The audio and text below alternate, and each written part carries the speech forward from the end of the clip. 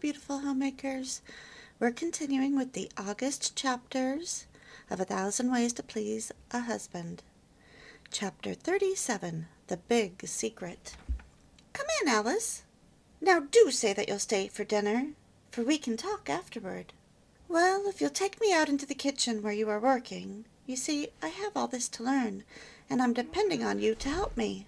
Of course I'll help, Alice. But you are so clever about anything that you care to do that I know you'll soon outstrip your teacher.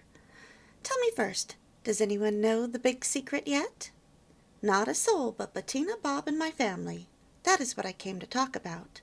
Oh, Alice, I'd love to be the one to give the announcement luncheon, or the breakfast, or whatever you prefer to have it. Would you do it really? Bettina, I've been longing to have you offer, but it is work and trouble, and I didn't want to suggest it.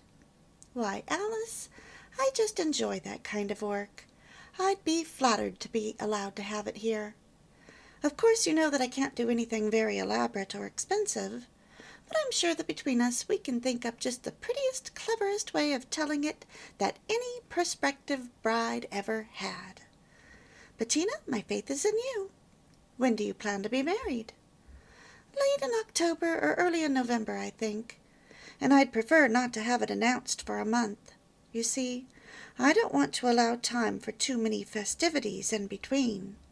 Oh, Alice, if you take my advice, you won't have any showers or parties at all. I know you. If you do allow it, you'll have more excitement than any bride in this town.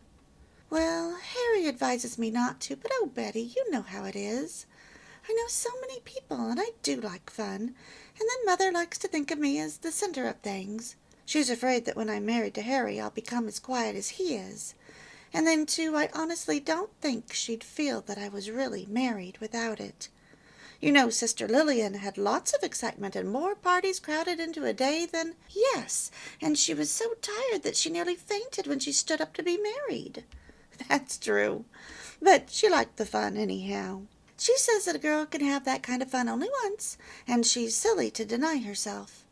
Well, I'll have a whole month to think it over in. I've been sitting here all this time, Bettina, trying to decide what it is you're making. Those croquettes, I mean.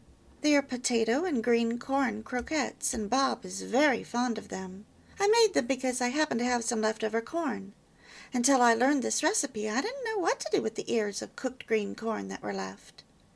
And what's in the meat dish? Well, that is made of leftovers too, but I think you'll like it. Creole lamb, it's called. It is made of a little cold-cooked lamb that was left from last night's dinner. The rhubarb sauce that I'm serving with the dinner was our dessert last night. But I do have a very good new dessert. New or not, the dinner does sound good. There's Bob now, and I'm so glad, for I confess that my appetite is even larger than usual. The menu that night was as follows: Creole lamb, potato and green corn croquettes, rhubarb sauce, bread, butter, head lettuce, French dressing, lemon pie, and cheese. Chapter 38. After the Circus. There is nothing so exciting as a circus, said Ruth. But oh, how comfortable and peaceful it seems to get away at last from the crowds and the noise. How quiet and cool this porch is, Bettina. In 2 minutes I'll get up and help you with dinner, but you made a mistake to put such a comfortable chair here in this particular spot. Ruth, stay just where you are. This meal is supper, not dinner, and it will be ready in the shortest possible time. Where are the men? Going over the plans for our house, I suppose. Fred has worn them almost in pieces by exhibiting them so often. There seem to be a great many details to settle at the last minute. As for me, I'm perfectly satisfied, for I'm going to have a kitchen exactly like yours. Bettina, what lovely nasturtiums, and how delicious that cold sliced ham looks with more nasturtiums to garnish it. Yes, and I have nasturtium leaves lining the salad bowl. And see, I'll put 1 large flower on each plate. Don't nasturtiums always seem cool and appetizing? The whole supper looks that way. Well, circus day is almost invariably warm, and people are tired when they come home, so I plan to have a cold and simple meal. Isn't boiled ham hard to prepare? No, indeed. Nothing could be simpler. I bought a half of a ham. I like a piece cut from the large end, and I soaked it for an hour in cold water. Then I brought it to a boil in fresh cold water and a little vinegar, and transferred it to the fireless cooker for 5 hours. Then I baked it for an hour in the cooker, having first trimmed it and covered it with brown sugar and almost as many cloves as I could stick into it. It is very tender and good, I think. One of the best of my fireless cooker recipes. I'm planning to have a fireless cooker when I keep house. That's fine, Ruth. You have no idea how they save both gas and worry. Some day I'll give you all of my best fireless recipes. I use my cooker a great deal. For instance, this brown bread was steamed in the cooker. A fireless is invaluable for steaming. I usually plan to have Boston brown bread, tuna or salmon loaf, and a pudding all steaming in the large compartment at once. Then I've learned to bake beautiful beans in the cooker. I wonder what our grandmothers think of Boston baked beans and Boston brown bread all made in the fireless.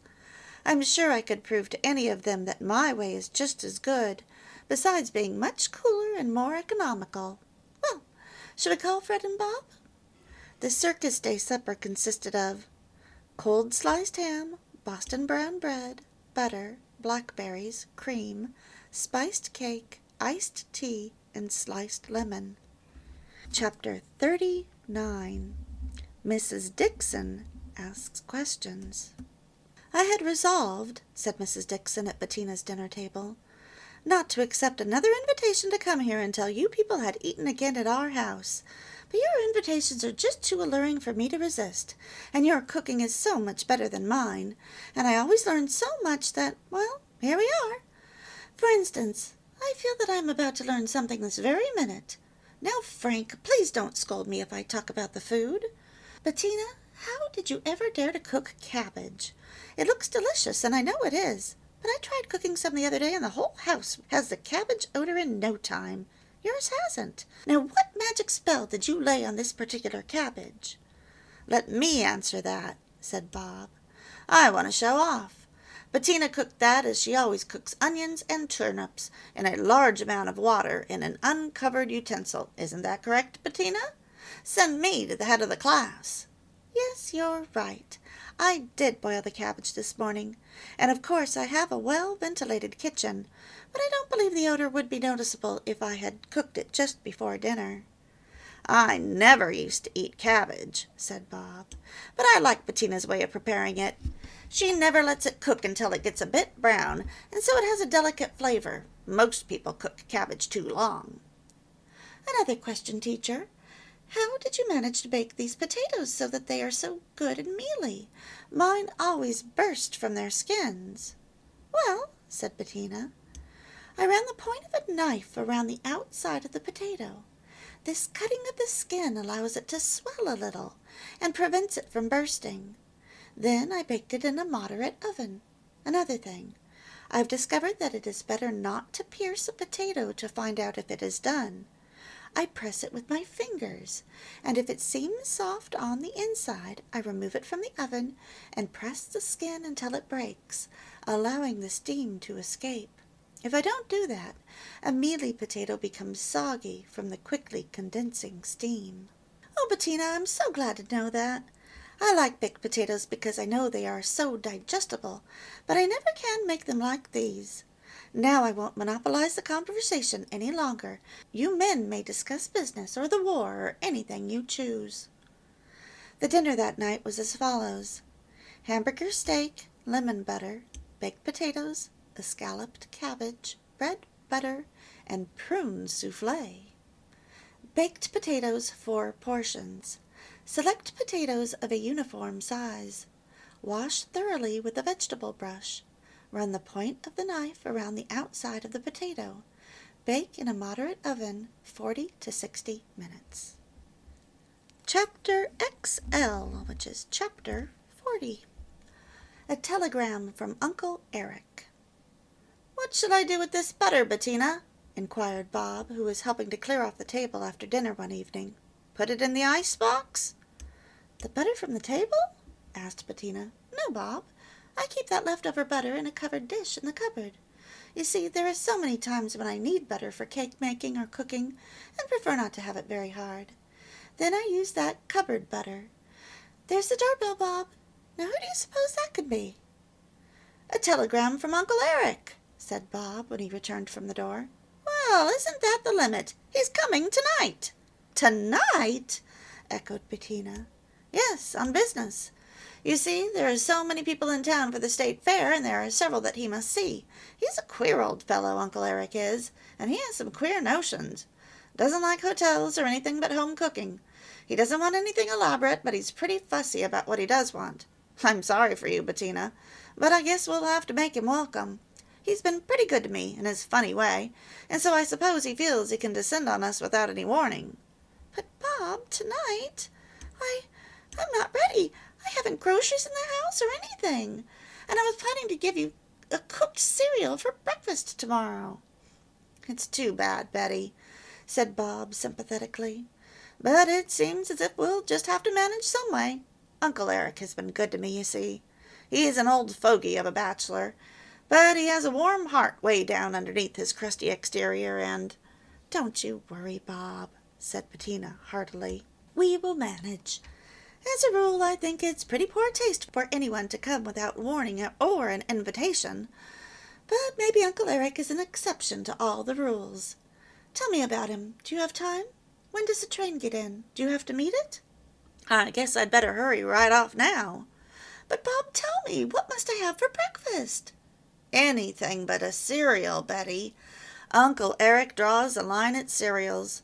He has an awful time with his cooks, too. They never suit him." "Goodness, Bob!" said Betty in despair. "And I have almost nothing in my cupboard. It's as bare as Mother Hubbard's." "Goodbye, dear. I'm off. I know you'll think of something." Bettina smiled hopelessly at the masculine viewpoint, and as soon as Bob had gone she sat down to think, a dish-towel in one hand and a spoon in the other. "Be a sport, Bettina," she murmured to herself. "If Uncle Eric doesn't like his breakfast, it's his own fault for coming. Get a pencil and paper and plan several cereal-less breakfasts, so that while he is here you will never be at a loss." Thus, fortified by her common sense, and what is less common, her sense of humor, Bettina soon evolved the following breakfast menus for Uncle Eric. 1. Cantaloupe, French toast, maple syrup, broiled bacon, coffee. 2. Fresh pears, creamed beef on toast, coffee. 3. Cantaloupe, sweet milk griddle cakes, syrup, coffee. 4. Baked apples, broiled ham, graham muffins, coffee. 5. Fresh plums, codfish balls, twin mountain muffins, coffee. 6. Cantaloupe, waffles, syrup, coffee. 7. Watermelon, corn oysters, syrup, toast, and coffee. Chapter 41. Bettina entertains State Fair visitors. The next morning, when Bob and Uncle Eric had partaken of a cereal-less breakfast, and Uncle Eric had even complimented the cook, Bettina called her mother on the telephone. "I was about to call you, Bettina. Won't you go to the fair with us this afternoon? You know Cousin Mabel and the children are here from Ford Center, and Cousin Wilfred may arrive some time this morning." "You do have your hands full this week, don't you, Mother? Uncle Eric is at home only for breakfast, and I called up to ask if you would all come here to dinner tonight."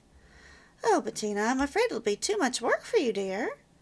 "I'll plan a simple meal, Mother, one that I can get together in a hurry. In fact, I've already planned it." "But in that case, you couldn't go to the fair with us this afternoon, could you? And it's said to be an especially good day." "Why, yes, I can go. I can get the most of my dinner ready this morning. What time would you start?" "At 2, I think." "Well, Bettina, we'll come, but you must make the meal simple, for we won't be back until 6. "Don't worry, Mother." Bettina hastened to make her preparations, and at 1:30 her house was in order, and she was ready to go. Besides, she was comfortably conscious of a well-filled larder, cold fried chicken ready and waiting, cold boiled potatoes to be creamed, green corn to be boiled, peaches to be sliced, and delicious chocolate cookies to delight the hearts of the children. It'll only take a few moments, she thought as she arranged the nasturtiums on her dining table. To set the table, cream the potatoes, boil the corn, slice the peaches, and make the tea. And I believe it's a sort of dinner that will suit them. The dinner for State Fair guests consisted of cold fried chicken, creamed potatoes, corn on the cob, sliced peaches, chocolate cookies, tea, and milk. Chocolate cookies, 3 dozen. 1 cup of sugar, a 1/3 cup butter, 1 egg, a 1/4 cup milk, 2 cups of flour, a 1/2 teaspoon of cinnamon, a 1/2 teaspoon of salt, 3 teaspoons of baking powder, 1 square of chocolate, and 1 teaspoon of vanilla. Cream the butter, add the sugar, and cream well. Add alternately the sifted flour, salt, baking powder, and egg beaten in milk. Add the melted chocolate and vanilla. Turn out on a floured board and roll a small portion at a time to 1/4 of an inch in thickness. Cut with a floured cookie cutter. Place on a buttered floured pan and bake in a moderate oven until slightly brown, about 10 minutes. Chapter 42. Uncle John and Aunt Lucy. As Bettina was standing before a beautiful exhibit of honey in the agricultural building, she was startled by a hand upon her shoulder. "Gracious, Uncle John!" she exclaimed.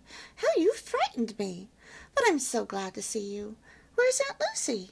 "Here somewhere.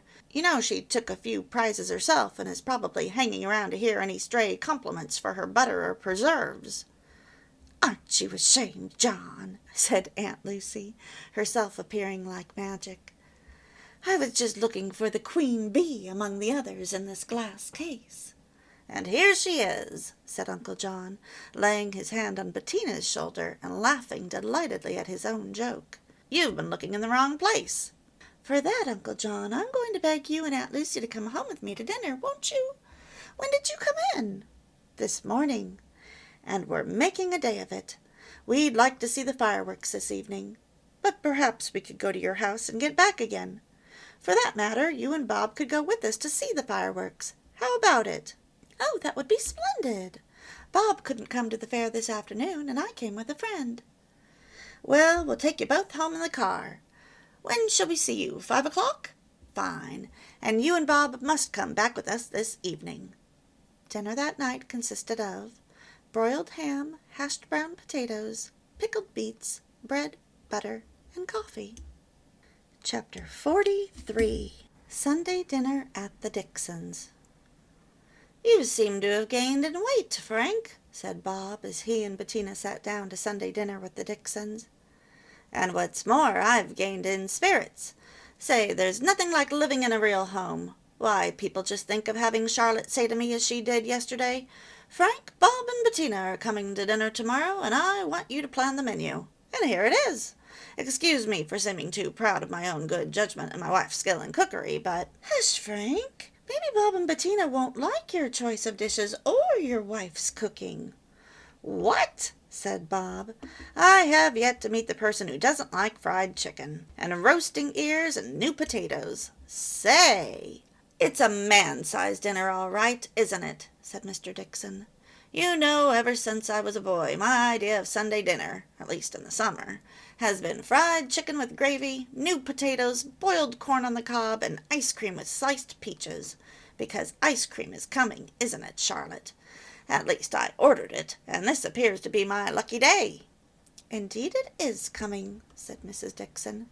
"You see, Bettina, ever since I came to keep house, thanks to you, I've longed for the time to come when I could let Frank plan a company meal that I could carry out to the last detail. I have tried all these things before, although not all at the same time. I have always suspected that he would order fried chicken and its accessories, a little boy dinner I called this, so when I told him that he might plan the meal, I knew that I could cook it. You see, I have wanted to invite you and Bob. Oh, I've been thinking of it for a long time, but you can cook so well that I thought perhaps you'd rather eat at home. Charlotte, this is a perfect dinner, far better than I could get, I know." "This salad is an acquired taste with me," put in Mr. Dixon. "In my boyhood my ideal dinner did not include salad, but Charlotte said there must be one, so this was my choice. I mixed the oil dressing myself," he added with pride. "It was a simple dinner to get," said Mrs. Dixon. "But now, Frank, we mustn't boast any more about our own dinner, must we? Bob and Bettina will laugh at us. You see, we're regular children since we took the house, but we do have lots of fun. I wouldn't go back to hotel living for anything in the world." "And neither would I," said Frank, "if for no other reason than the joy of entertaining our friends at dinner this way." Their Sunday dinner consisted of fried chicken, new boiled potatoes, corn on the cob, bread, butter, sliced cucumber, tomato and onion salad, oil dressing, vanilla ice cream with peaches, white cake, and iced tea. Vegetable salad, 4 portions, were 2 medium-sized tomatoes, a half a cucumber, and 1 onion. The dressing was 4 tablespoons of vinegar, 2 tablespoons of oil, a half a teaspoon of salt, a 1/4 teaspoon of paprika. Cut the peeled tomatoes and cucumber in 1/3 inch cubes, mix with the onion chopped fine. Add the dressing, which has been well mixed, and allow to stand 10 minutes in a cold place. Serve on head lettuce. Peaches for ice cream, 6 portions. 2 cups of peaches sliced, 2/3 cup of sugar. Add the sugar to the peaches and allow to stand in the icebox for 10 minutes. Place peaches around the ice cream. I've also got the recipe for the white cake and the sea sugar icing, and even how to make vanilla ice cream. That will be on my website. You can go to thriveononeIncome.com to look for that. Chapter 44. A Rainy Evening at Home. "This is just the kind of a cold, rainy evening," said Bob as he pushed back his chair, "that makes me feel like making candy." "Fine," said Bettina. "What kind shall it be?" "Panucci, if you have all the ingredients." "I think I have. Let's see. It's better when it's made partly with sea sugar, and I have that. I wonder if there will be enough milk left for breakfast if we use a little. Well, panucci really tastes exactly as good when it is made with water instead, though of course it isn't so rich. But then I think we do have enough milk." "First of all, though," said Bob, "we'll wash these dishes. It was a mighty good dinner tonight, Bettina. The nice kind of a hot meal that it seems good to come home to on a night like this." "It was an oven dinner, Bob. You see, the meatloaf, the escalloped potatoes, and the rice pudding were all in the oven at once. I always try to use the oven for more than one dish if I'm using it at all." "We seem to have eaten all of this tomato sauce," said Bob, as he carried out the dish. "But there's a good deal of meat left. Will you have to make more sauce?" "No, I planned just enough for one meal. Then tomorrow I'll serve the rest of the meat cold, without a sauce. How did you like the rice pudding hot, as it was tonight? You know I usually serve it cold." "It tasted very good for a cold evening. There, all the dishes are ready to wash, Bettina. Will you get out some tea towels for me?" The dinner that night consisted of hot beef loaf, tomato sauce, escalloped potatoes, bread, butter, rice, and pudding. The escalloped potatoes 3 portions are 4 potatoes medium-sized, 2 tablespoons of flour, 2 tablespoons of butter, 1 tablespoon of salt, a 1/4 teaspoon of pepper, milk about 1 cup. Wash and peel the potatoes, slice very thin. Mix through the sliced potatoes the flour, salt, pepper, and the butter in small pieces. Place the mixture in a well-buttered pan or baking dish and cover with milk. Usually 1 cup suffices. Bake in a moderate oven 45 to 50 minutes. Do not fill the pan more than 3/4 full, as the potatoes will boil over. May God bless you during your busy August days.